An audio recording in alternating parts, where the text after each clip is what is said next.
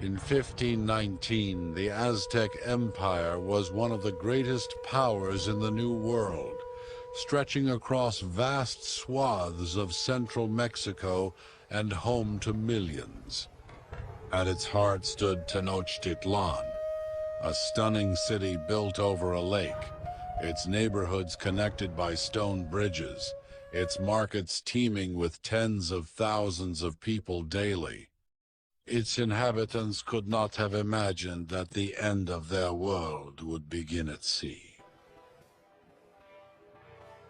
That year, strange ships appeared on the coast, carrying pale-faced men in armor that gleamed in the sun, led by a Spanish adventurer named Hernán Cortés. He had only 500 to 600 soldiers with him, a number that seemed insignificant against an entire empire. But Cortés had not come to wage a conventional war. He had come with a completely different mindset, that of a man who knew that power lies not always in numbers, but in exploiting divisions. As he advanced inland, he relied not only on weapons, but also on diplomacy, deception, and the building of alliances. He knew that huge empires often harbored resentful populations beneath their surface, waiting for an opportunity to rebel, and all it took was to ignite the first spark. Cortés quickly discovered that the Aztecs were not as beloved as they seemed. They imposed heavy taxes on their subjects and forced many into offerings and soldiers, creating deep resentment that had festered for years. This is where Cortés's military genius shone through. Instead of fighting everyone, he decided to turn the Aztecs' enemies into allies. Tlaxcala, one of the empire's fiercest adversaries, joined him after brief battles, followed by other tribes, transforming his small army into a force of thousands of local warriors. Suddenly, the invasion was no longer just a few hundred Spaniards, but a massive alliance marching toward the heart of the empire. When Cortés reached Tenochtitlan, something unexpected happened. Emperor Montezuma received him respectfully within the city, perhaps out of curiosity, or perhaps because of prophecies of the return of white gods from the east.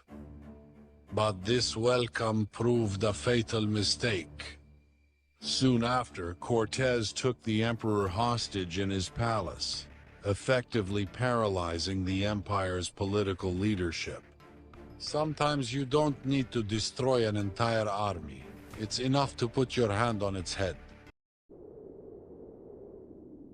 As tensions rose within the city, a threat arrived for which the Aztecs were unprepared and whose nature they didn't understand until it was too late. The Spanish had brought smallpox, a virus previously unknown to the inhabitants of the Americas, against which they had no immunity. It began as small spots on the skin, then escalated into a deadly fever, spreading like wildfire through Tenochtitlan. Within months, the streets were littered with corpses, the markets ground to a halt, and the will to fight was crippled. Not only soldiers were dying, but also leaders, priests, artisans, and even the new emperor Ketloak succumbed to the plague after a short reign. Imagine a city trying to defend itself while half its population lay incapacitated. This was not a weapon Cortés had planned, but it was the most lethal gift he received. The disease accomplished what cannons could not. It broke the spirit of the empire from within before the decisive battle even began. Despite the catastrophe, the Aztecs did not surrender easily. Anger erupted within the city, and a violent rebellion broke out against the Spanish, who found themselves surrounded by a sea of warriors. On a dark night in 1520, Cortés and his army attempted to escape across the bridges under a hail of arrows. Many of his soldiers drowned in the lake, weighed down by the gold they had tried to steal, while others fell to the blows of the warriors. That night later became known as the Night of Sorrow, for it was one of the Spanish's worst defeats. For a moment it seemed the empire had been saved, and the invaders would return whence they came. But Cortés was not a man to accept defeat. He withdrew, regrouped, gathered more allies, and then made a brilliant decision: to build small ships that could be disassembled, transported overland, and then reassembled in the lake, thus besieging the city from both land and water. When he returned, he was no longer the commander of a small expedition, but a general leading a larger, better-equipped army, determined to finish what he had started. In 1521, the Great Siege of Tenochtitlan began. The Spanish and their allies cut off supply routes, food disappeared, water became contaminated, and famine spread. The fighting was fierce, street by street, bridge by bridge, but the Aztecs fought on, weakened by disease and hunger. Day by day, the city that had dazzled the conquerors with its beauty was reduced to ruins. After nearly 3 months of resistance, the defenses finally crumbled, the capital fell, and the last emperor was captured, ending an empire that had ruled the region for nearly 2 centuries in just 2 years since the Spanish arrived.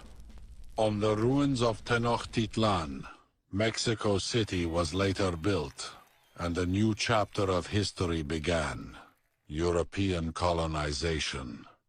Herein lies the shocking truth. The story was not simply about 600 soldiers defeating millions, but rather a combination of alliances, disease, internal divisions, and military superiority.